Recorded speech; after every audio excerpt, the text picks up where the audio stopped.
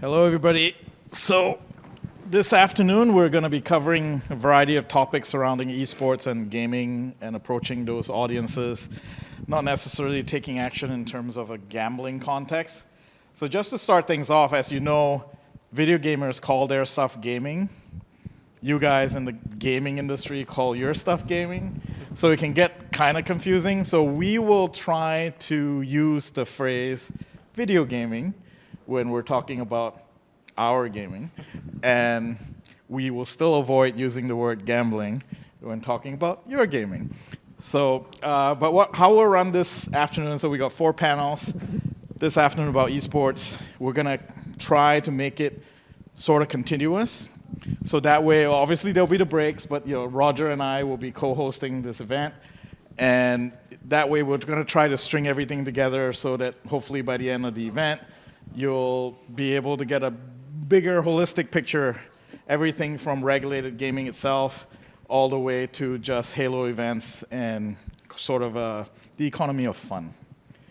So we're going to start off this first panel. It's going to be an interesting one. We're going to talk about the regulatory aspects, potential pitfalls, and any challenges when looking at integrating esports as a sportsbook product.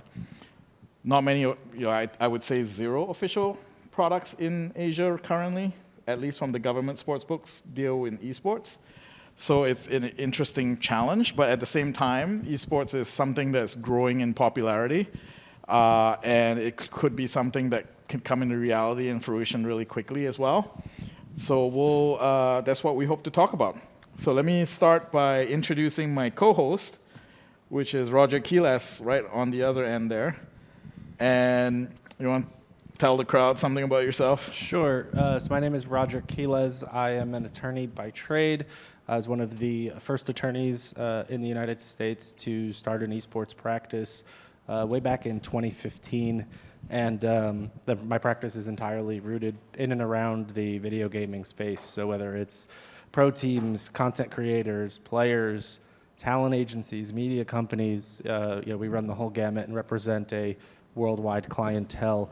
But yeah, and also I'm an adjunct law professor at Marquette University Law School, teaching legal and business issues of esports. Great. Next in line, we have Jane, and she is the COO from Pinnacle Gaming. Jane, tell us something about yourself. Hi guys, Jane Guan. I'm working for Pinnacle as the Chief Commercial Officer. Pinnacle started offering esports product all the way back in year 2010. Since then, we started offering our esports product as a B2B solution. And additionally, we started investing into the esports sponsorship space. As we speak, we have a Pinnacle Cup CSGO event going on for Brazil. We also have a Pinnacle Cup event going on in a Dota scene together with the Malta government as we speak. Thanks, Jane. One thing I would add to that is that Pinnacle currently is actually, I would say, probably one of the largest esports books in the world in terms of handle. They operate out of Europe, and it's like they were one of the pioneers to begin with, and has really done well in that market, and that's why she's going to here to share it with us today. Thanks, Ty. Next on stage we have Eric Weiss, and he used to be with the regulators. He is with the New Jersey Department of Gaming Enforcement, and I'll let Eric tell you a little bit more about himself. Good afternoon, everyone. Yeah, so as Hai said, I started my career out in 1991 with the Division of Gaming Enforcement. I spent 30 years as a regulator, spent time auditing and investigating casino operations, slot systems, and IT departments. 2008, I took over the slot lab in the state of New Jersey, and New Jersey is kind of different than other jurisdictions in the states where we don't outsource to independent test labs, we do it in-house, and I was responsible for all of the technology that was brought to New Jersey, including internet gaming, which launched in 2013. Since then, I was promoted to Chief of Staff before I retired in 2021, and now I work as a consultant in the industry, helping people navigate the landscape of regulations in the United States, the patchwork. Every state has its own rules and regulations and requirements for licensing, and to kind of help organizations get launched in the United States and in Canada. I also am a member of the Esports Trade Association, and we have a regulation committee that deals with esports and educating regulators around the country. And so I think my role here is to bring the perspective of a gaming regulator to this panel. Yep, definitely. Last but not least, we have Mikhail from Grid. Thank you, Hi. And Grid is a company that specializes in providing data feeds, odds, and more these days. And I'll let him tell you a little bit more about himself. Yeah, so I traditionally come from the traditional sports industry. I worked in setting up networks and building game infrastructure for collecting data across the world. Working for companies like Running Ball, Genius Sports, collecting data and then supplying that to sportsbooks around the world. And in 2015, the company I was working for was acquired by Genius Sports, and the same year we acquired a company that was called G2E, which was an esports-centric bookmaker that was targeting only offering esports, which was very early at the time. And that product was incorporated as a B2B product, and we started selling that to regulated operators like Sky Bet in the UK, and we saw a lot of interest for it. And this is when I understood that this is going to be something that is growing immensely over the years. And just prior to PASPA repeal in the US, where they made it legal to offer sports betting in other states than New Jersey and Nevada, we wanted to do more in esports, but the focus of Genius was obviously to do traditional sports. So we decided to leave and we founded Grid. So what we do is that we work directly with the publishers, tournament organizers. We integrate directly to the server, and we are able to distribute that data to different users, bookmakers, media companies, that they can then utilize that data to provide the best odds or, for example, the best visualizations, the best granularity. So that's what we do. Excellent. And also just want to add one thing to add on Pinnacle's tournaments. They're an amazing opportunity for a brand like Pinnacle to basically get their branding out there, and they're doing it amazing well, and giving back something to the community. So it's really nice to see that what Pinnacle is doing there. Cool. Thanks, Mikhail. So jumping into it, I'm sure everybody in this room probably knows what esports is, right? Anybody doesn't know what esport is? Anyone needs a definition? No? Good? Okay, don't have to go through that. So as you know, esports, especially in Southeast Asia and Asia, has been growing phenomenally. This last day of February. So in June, we're going to have the Olympics here doing their first ever esports tournament here in Singapore. We had the International here in Singapore last year, which is one of the highest paid esports prize pool tournaments in the world with the game Dota 2. And it's just growing. So earlier this month, we had the SEA Games, the Southeast Asian Games, where esports was a medal event. So it's certainly out there as a sporting event. And in Europe, it has, bookmakers have taken action on esports for over 5 years now. And especially during the pandemic, it was an incredible boost where all the traditional sports disappeared and esports was the only product. And the only books that were literally still doing business was the books that did esports. Now, with that, and Jane, this would be a question for you in terms of how difficult was it? It's not exactly sports, right? Esports is not exactly sports. There's nuance, but it's sort of sports. It's not.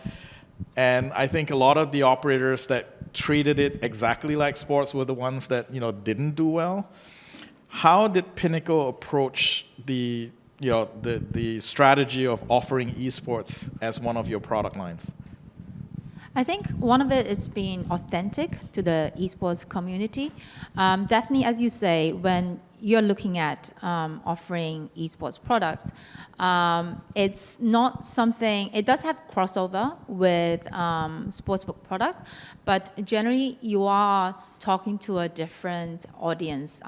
They are on channels like Reddit, Discord, as opposed to some of the more traditional forums. So your branding and your marketing message needs to be different. And on the product side, the product is also very different from a trading aspect. compared to traditional sports. So for you to offer a strong product, you do also, either you need to have a very strong supplier who understands how to, price up the events, or you need to have a solid trading team who has that domain expert to make sure you're offering something that's, that actually speaks to the esports community. Great. Is there also a challenge in terms of figuring out which tournaments are safe to take bets on, and because obviously as a licensed provider you want to make sure that the games have integrity and that it's not some guy's bedroom playing in his room and that kind of stuff. How what was in the early days? How was that achieved? What did you guys do to make that happen? Yeah, absolutely. So Pinnacle, as of today, we hold licenses with Malta, Sweden, Italy, and Canada. So definitely from compliance side, we work quite closely with the regulators. And when it comes to esports, integrity is a big topic. I think in the early days, it did involve quite a lot of, it's a learning process ourselves. But if you're looking at today, there are several things we are doing. First of all, we work quite closely with institutions like ESTA, where they share information as to any kind of integrity concerns, and we also work quite closely with them to provide that information. We also have a dedicated esports integrity team, which is probably something that's pretty unique. So the one and only focus for this team is to monitor the market and spot any trends and potential integrity concerns and make sure, in a way, it's protecting ourselves reputation-wise, as well as since we are offering it as a B2B product, it's also protecting our clients. Yes. Absolutely. So for those of you who are not familiar, ESIC stands for the Esports Integrity Commission. Just for disclosure and transparency, I am the integrity ambassador of Esports Integrity Commission. So I kind of know a little bit about them. And so what they are is they're international nonprofit, independent integrity body that works with several tournament operators around the world, some of the biggest ones, like ESL, DreamHack, to ensure integrity, following rules, education for the players. And it's quite the usual gambit from what you may be familiar with at traditional sports. So everything from following the rules, making sure there's no cheat codes on the machines, making sure the machines are cool, all the way down to drug tests. And yes, esports athletes do have to pee in a cup and get drug tested.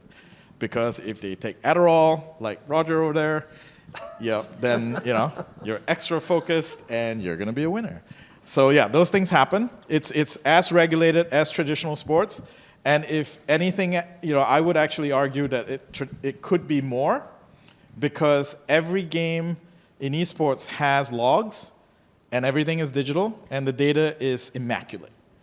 And unlike traditional sports where you're essentially scraping it off the screen with a bunch of guys figuring out, okay, possession, where the ball goes to, it's really hard. It varies, right? And the other interesting thing about esports is that log is forever, like the internet. And if we discover an issue, we can always go back and look at the logs. As long as they're still there, we can figure it out. And that comes to actually the data component, which is, Roger. One second on that, Hi. Just to quickly follow up on one of your points, Jane. Are there any unique issues, just considering the fact that the space itself is so young, right? So from the perspective of the fact that there are new entrants into the space consistently, there's new tournament organizers, new events, even new games. Do those unique elements pose any sort of additional integrity hurdles for Pinnacle to determine whether or not this is a game or this is a event that we want to offer on our platform? Definitely. I think the challenge is from multiple, altitudes. So first of all, from a trading element, our clients definitely would like us to cover as many, esports titles as we could. Mobile games that are massively popular in Southeast Asia right now. We have huge demand for it. But from a trading element, it's a learning process to make sure, we have the know-how to correctly price up and offer it as a solid product. So that's from a trading element. From the integrity side, definitely, it's something that we constantly need to monitor the market and we have a track record of, the teams and events in the past where we saw those concerns, and it's something that we'll keep on building on that. And maybe just to go back to the regulatory side of it, I think another challenge with esports is it is generally a younger audience we are talking about. So when it comes to regulated markets, how do we make sure we are being responsible and protecting our players from that angle is also quite important. Yeah. So when we're talking about data, so Mike, Mikhail, you're the expert in data. What kind of data is available in esports right now, and how would you compare that data availability, quality, latency with traditional sports? I'm happy to do that. That's my favorite question, actually. Having worked with traditional sports myself, collecting data, I know about the pitfalls of traditional sports data. The collection method in traditional sports is archaic, where you use scouts, which are usually students that are part-time paid, and they go to matches around the world, and they control betting markets for millions and millions, and in some cases billions. And they are just a scout controlling the market with a smartphone, and in some cases, they are the only source for that match. And you can understand what that leads to is that they have a lot of responsibility on their shoulders. And if they make a mistake, they mix up the teams, that happens.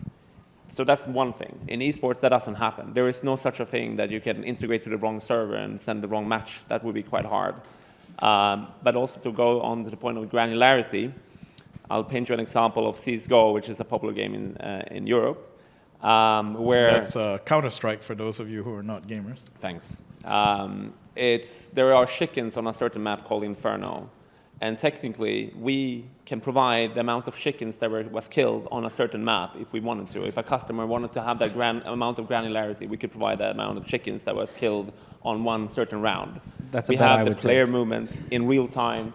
We have everything. So everything that the traditional sports world is dreaming of right now, we can already do that. It's a digital game. So if you want to measure how far away in the game the AK-47 shot was taken, or how fast the Dota player is running from through the jungle, we can measure that directly, and we have the data points. Whereas if you're scouting this with a traditional scout, you have to have multiple scouts to even get all these data points correctly. And it's a huge risk of manual issues, and also that there's interference by third parties that are trying to influence the scout to do a certain event, which is causing huge integrity issues on the operator side. And this is something that is really hard to fix. In esports, that doesn't exist. Yeah.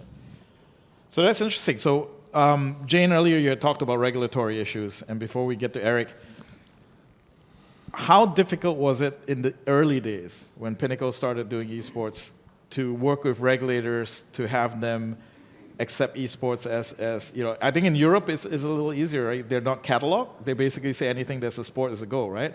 Were there any obstacles and tricks, and how did you guys navigate the regulatory landscape to say, okay, now we're going to offer this thing called League of Legends? You've probably never heard of it, but it is a sport. So how did that is there a story there? Definitely, and lots of stories to share. And I think it really varies market to market. So for example, when we entered Italy, I think up until now, they only allow a handful of esports titles. And then if you look at Philippines right now, whilst esports is massively popular, I believe up to today, it hasn't officially been approved as a licensed product. Whereas, from an operator's perspective, obviously, they see the opportunity there, and they would very much like to see that happening. Then if we are talking about Sweden, I think that, it's, again, Nordic countries generally, it's a huge market for CSGO. It's a big esports scene there. So they are probably more adaptive when it comes to esports, but there are limitations, right? You have to make sure you are vetting the teams and making sure, there is certain cap when it comes to number under 18 players in the event they are offering. And then we are talking about Canada, they have new requirements. So I think it's a very much a country by country approach, and we just need to keep an open mind and make sure we are communicating with the regulators and work with them. Great. Yeah, in North America, so Vegas is the first in the United States to accept esports bet. First bet was taken in end of 2017 for Worlds. That was the first bet that was taken. But after that, is that right, Dan? Yeah, I think right. Yeah. So, and after that, for a while, it had to be, it was a special case approval. Every time a sportsbook wanted to take bet on a particular event, say the International, say EVO, they would have to go to the NGC, which is Nevada Gaming Commission, sit down with them and say, okay, this is a tournament, can we do this? ESIC worked with the NGC to basically, kind of give the first run through as an MOU to vet that process.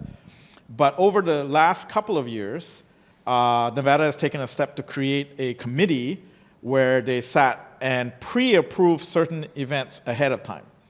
Because part of the challenge with esports events is unlike traditional sports events that last 5 or 6 months, they play multiple games, it's usually one weekend.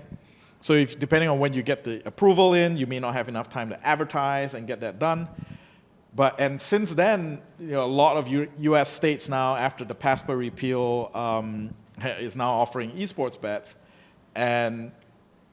But it's still all catalog based. Similar to a lot of how sports betting is done in Asia, it's all catalog, what that means is that the regulatory body specifies the type of game and the event that can be taken bets on. I think the only exception to that right now in North America is Ontario, which specifies esports as a sport, and as long as it's a sport, you can go ahead and take bets on it. Now, let's get a little more granular in terms of what's going on now. Let's take a look at New Jersey. And Eric, your first-hand experience there. Esports was kind of written into the sportsbook law when we won the appeal against the PASPA. How was that process? Could you tell us a little bit about the thinking behind, the politics behind it, and how the regulatory issues came about? Yeah, sure. So just to take you back a little bit, before we won PASPA, the division was looking into skill-based gaming, right? And some people consider skill-based gaming, if it's online, an esport, right? Competitive skill-based video gaming. And we were working with the industry, I think it was around 2015, to try to identify the issues with that so that we could regulate it. And we were looking at, I can remember real clearly, one of the vendors came in and introduced to us the concept of esports, right? They showed the Seattle Superdome. It sold out in a matter of minutes. Yeah. And that was the first time I ever actually saw what an esport event could be and what it looked like. And it was an eye-opener for us. We did not have sports betting yet, so we couldn't regulate that aspect of it as far as betting on it. But it's something that introduced it to us, and we knew we were challenging the Supreme Court to overturn PASPA, and we knew that was coming. So we started to think about policy issues with regard to that if we were going to regulate it. Right. So let me pause you for a minute. Yeah. For those of you who are not familiar with the acronym PASPA, it stands for the Professional Athletes, Amateur Athletes Protection Act. Yeah. And what it did was it set a rule that when it was passed, before it was passed, states were asked whether they wanted to opt out of it and offer sports betting. And there were only 2 states that did that. It was Vegas and Delaware, right? And only Nevada really did something with it. And all the other states were prohibited from doing sports betting. And New Jersey, the governor of New Jersey, fought, to repeal that process, and it was defeated in the Supreme Court, and that opened the gates for every state to regulate sports betting on their own terms. So there's Correct. No federal law now that would obstruct it. So that's what PASPA is, and that's why now when you look at the U.S., the sports betting is growing, through the states.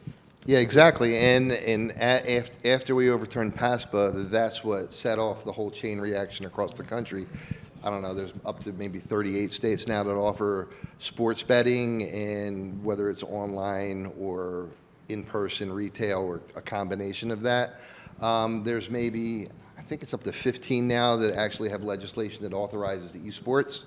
And New Jersey is one of them. So when we overturned PASPA, the legislature established the rules with regard to what they wanted to see on how to regulate sports betting, and esports was included as part of sports betting, right?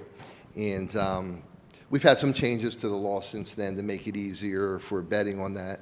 But essentially, the legislation today says that it talks about certain things. It provides the parameters in which we regulate as regulators. So it says, for instance, that the Division of Gaming Enforcement, who I worked for, has to authorize each event that can be wagered on. That's part of the law, the statute. It talks about prohibited events, right? If you can't have wagers on an event where the majority of players are under 18 years old. It talks about college teams. New Jersey college teams, you can't have wagering on a match that involves a New Jersey college team. You can't have wagering on any college event in the state of New Jersey. So that's kind of like the framework that was built with regard to the legislation, and then the Division of Gaming Enforcement came in and created the kind of the detail on how we were going to do that. Primarily, we're talking about how do you approve an event, right? So to do that, and you talked about lists, or I don't know, sure. How did you put it? Like a catalog? The catalog of events, right?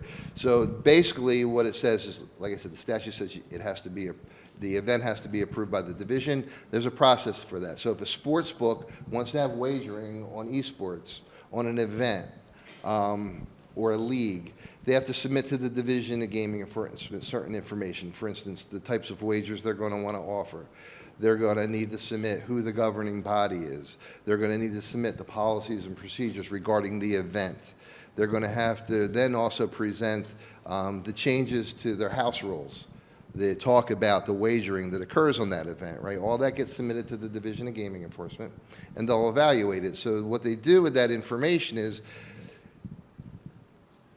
they're going to evaluate whether or not to authorize wagering on it. And the way they do that, they're going to look at the policies and procedures in the governing body. What is the reputation of the governing body? Are the teams involved in this? Are they professional teams or are they amateur teams? They're going to look at the policies and procedures to see if there's rules regarding match fixing, cheating, collusion, doping, like you talked about. They're going to look at things like how do you verify the outcomes, and that's where official data comes in that you're wagering on. So all of those things come into play as they evaluate whether or not to authorize an event for wagering. And then what will happen is they'll either say, no, you can't have wagering on this. They may put parameters on it and say, you can have wagering, but you can only bet so much. We'll only allow you to bet so much money on the event. Or they'll just say, yeah, you're free to offer it. And then it gets on a list or a catalog of events that you're allowed to wager on. Now, Eric, you mentioned that though there's been an increase in states adopting sports betting legislation in a post-PASPA world, and that's most states within the country, yet the esports applicability of that lags far behind. Can you talk a little bit as to why you think that is? Yeah, I think that there's a perception. It's what you were talking about, the underage gambling and the people involved in that. And I think there's a general perception that this esports is targeting a youthful audience or demographic, and that would encourage, if there's wagering on that, it would encourage the youthful demographic to gamble. So there's a social concern there. From the standpoint of who's wagering on it, I think there's potentially some jurisdictions that have a lack of understanding about the esports and are still kind of evolving and understanding it. I think everyone recognizes the potential economics of it, how big the sport is, right? Whether or not they want to authorize gambling on that is another story. So. And so far, it really hasn't played out the way everyone thought it would. We thought that this, because of the size of the market and how many people are interested in esports, that this would just blow away the Nobody's market. knocking down the door. Yeah. Yeah, and there's not a lot of revenue, and there's a lot of reasons for that. I'm sure. I'm happy to go into that a little bit. Some comments about that. I mean, there's a lot of expectation that as long as you offer esports, the revenue is just going to come flying in. That you just put up some odds, and then the markets are there, and then the customers will start flowing in, and that's not going to happen. First of all, to be able to really service the needs of an esports customer, you need to be thinking live. It's not the concept of betting on a match that happens on Saturday and then wait for that match to start. It doesn't exist. They are about now. It's about now. Like they are interested in watching a match on Twitch or whatever streaming platform they're watching. They want to bet on that now, and they want to have live markets. They want to be in the moment. To do that, you need to have data, and this is the challenging parts for certain regions where the data is not available. We're working as hard as ever to provide more games. Our platform is built game agnostically, where we handle one game as the same from a data point perspective. A kill is always a kill, is something that we usually say. So regardless if it's a kill by an AK-47 in CSGO or if it's a spell in Dota, the data point is the same in our feeds. So when you're integrating our services, it looks the same. And I think to be able to attract the audience, you can't just have a few markets available. You need to really go into depth like Pinnacle does in terms of providing a full market selection that you can get enticed about. Otherwise, you're going to fail miserably. Yeah, I think that's a very good point. I think we have a lot of traditional sports books that have found issues with offering. Yeah. I mean, in the beginning, when esports was started taking bets in Europe, Pinnacle was doing very well, but you have the guys like William Hill that was like, not doing well to the extent that they had to shut it down. They didn't have official data. So. Right. Well, they didn't have the data, but I think the bigger point is that their team didn't understand esports. One of the biggest differences I saw when I was looking at industry is companies like Pinnacle and Pinnacle specifically brought in a bunch of people who were purists. They were esports people. They were Magic the Gathering players, and they're not just your average players. They were top of the line, award-winning, trophy-winning players. So they knew they were authentic, and that made it work. Jane, you were part of that group. That group worked for you guys. How much of that do you think was that magic sauce in the beginning that made it work?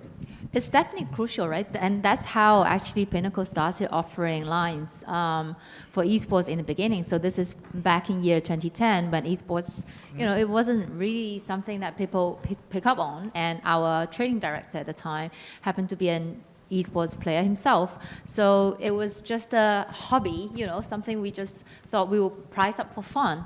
And subsequently, in the following years, we started seeing that product really taking off. And now, size-wise, for Pinnacle, esports is roughly the same size as tennis. That's how big it is for us.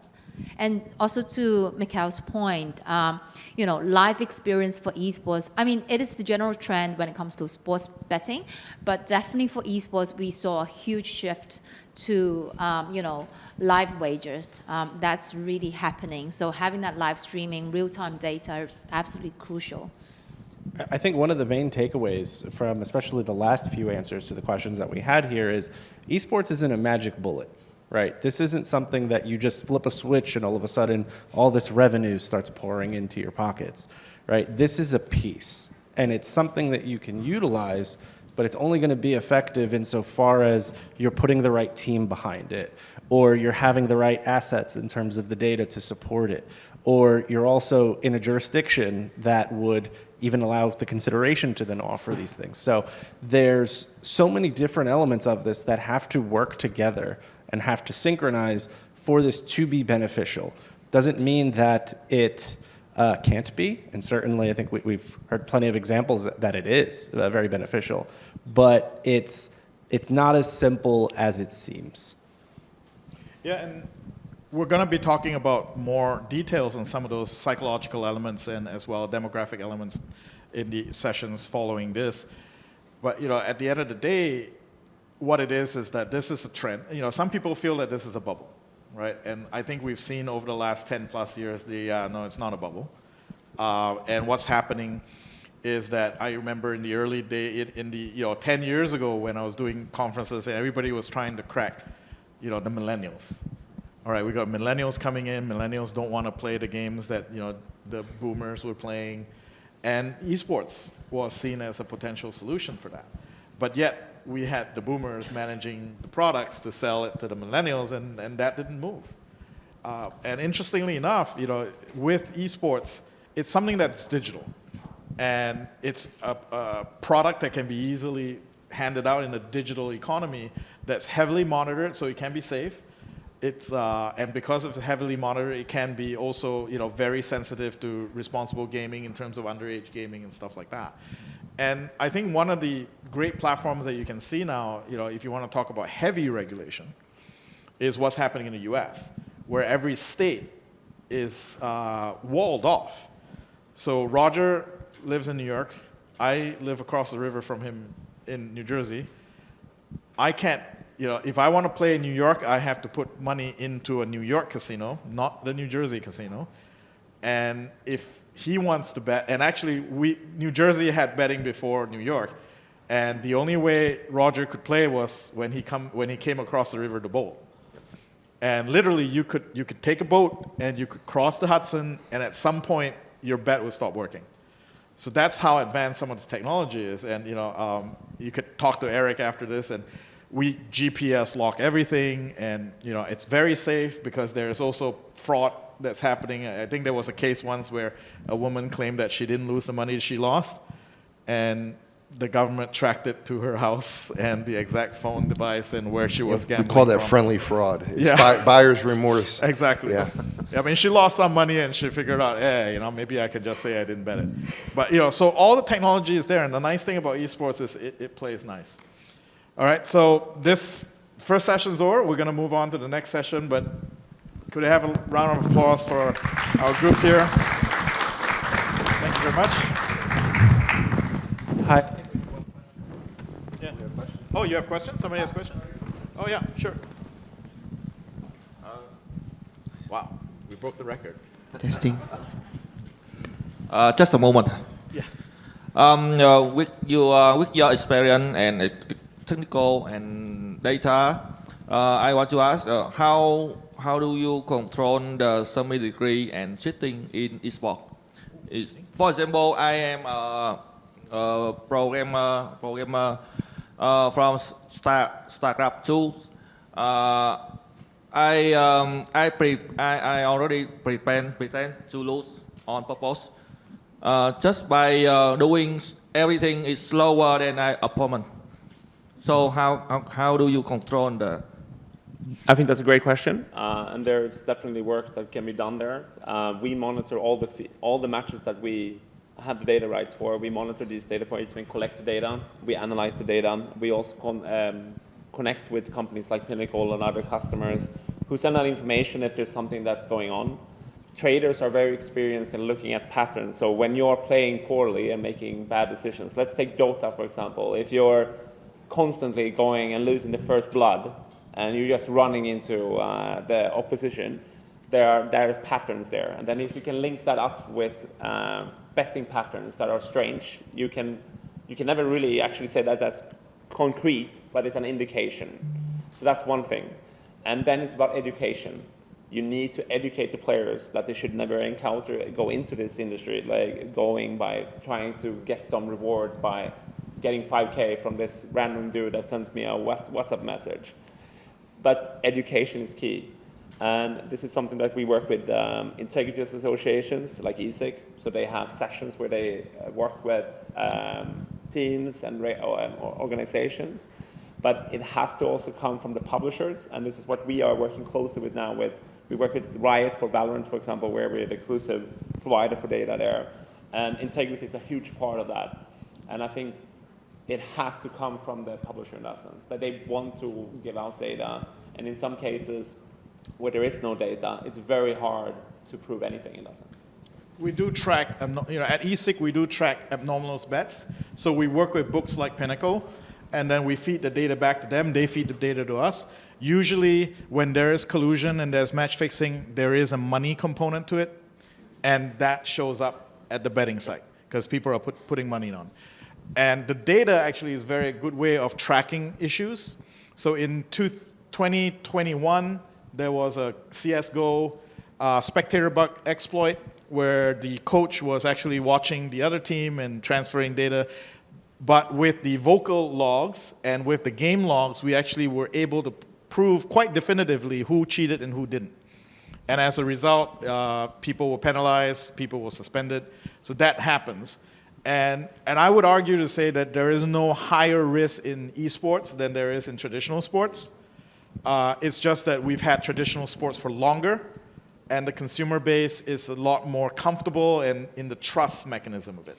Yeah, exactly. I was going to say the exact same point. I think when, looking back 10 years ago, we had similar problems when it comes to football, right? You had players who were probably at the stadium who had faster access compared to operators who are probably relying on streaming. So as the industry matures, as when you have the likes of Grid providing real-time data, we are going to have more of a mature system on reporting and identifying these patterns, but at the same time having a strong team of traders monitoring, profiling your players, that's also crucial.